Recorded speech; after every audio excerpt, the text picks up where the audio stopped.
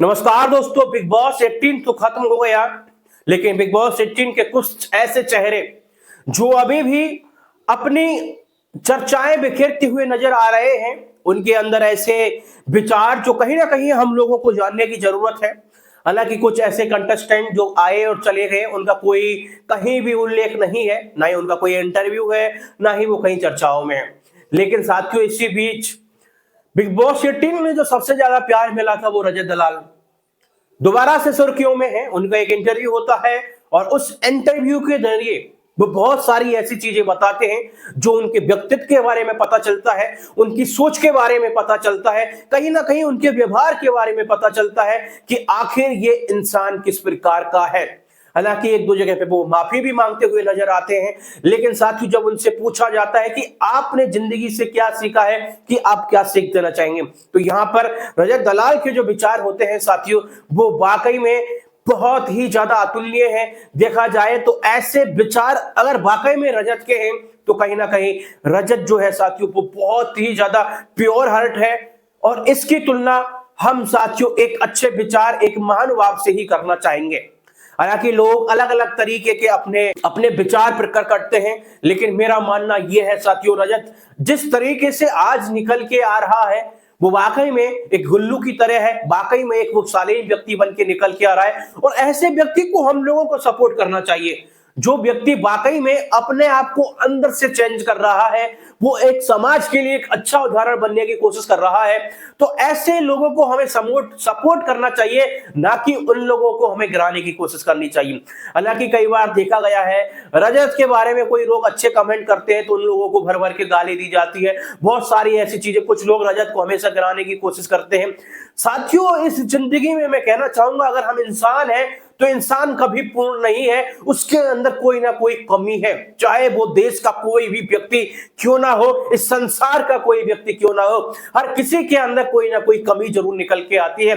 और वही कमी साथियों आपके अंदर कोई हो सकती है, वो कमी मेरे अंदर भी है कोई ना कोई, और कोई ना कोई कमी रजत में भी है।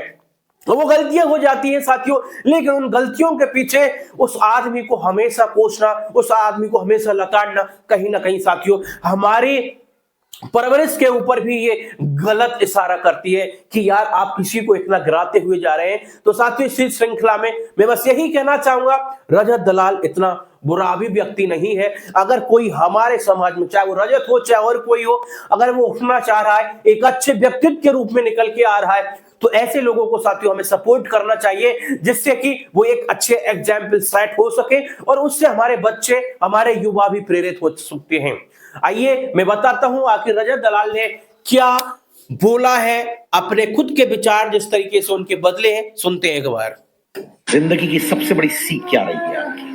जो एक चीज आप बोलो, इतना देखा आपने, ठीक है, और वो भी छोटी उम्र में देखा हुआ है इतना कुछ। मेरी सबसे मेन तो मैं यही बोलूंगा, अपनी नीयत साफ रखो और दिल से काम करते चलो।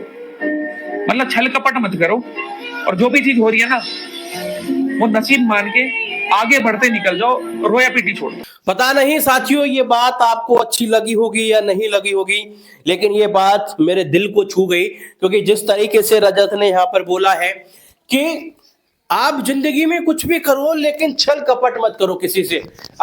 यदि आप छल कपट करते हैं साथियों, तो आपको भगवान भी माफ नहीं करेगा, आपको ऊपर वाला भी माफ नहीं करेगा। क्योंकि साथियों, छल कपट अगर किसी के साथ कर रहे हैं और वही छल कपट कोई आपके साथ करे, तो आपकी आत्माएं किस तरीके से गाली देंगी, तो वो एक सबसे बड़ा फैक्टर है साथियों। और दूसरी बात यहां पर ये निकल के आती है, जीवन में अगर आपके साथ बुरा हो रहा है तो बस आप किस्मत का मान के अगर चलेंगे ना कि जो किस्मत में था बस वही हुआ है, इसी वजह से बुरा हुआ है, तो कहीं ना कहीं अगर आप उस बुरा जो हुआ है आपके साथ उसका अगर आप गलत तरीके से इस्तेमाल करेंगे कि यार मेरे साथ ऐसा क्यों हुआ है, और आप इसी गलत भावना से किसी व्यक्ति के साथ बुरा करना चाहेंगे, तो आप उस भंवर में उलझते हुए चले जाएंगे। हो सकता है कि उस दरमियान आप कुछ गलत कर बैठे, लेकिन अगर आप यदि सोच लेते हैं कि भाई जो भी है किस्मत का खेल है, तो कहीं ना कहीं आप रुक जाएंगे किसी का बुरा करने से, और आप हो सकता है उस टाइम चुप करके अगले टाइम अगर आपको कोई नई सीख भी मिल जाए। तो मेरा यही कहना है साथियों, वाकई में देखा जाए तो इंसान से गलतियां होती हैं, और हमें माफ कर देना चाहिए, और माफ करने वाला सबसे बड़ा होता है साथियों।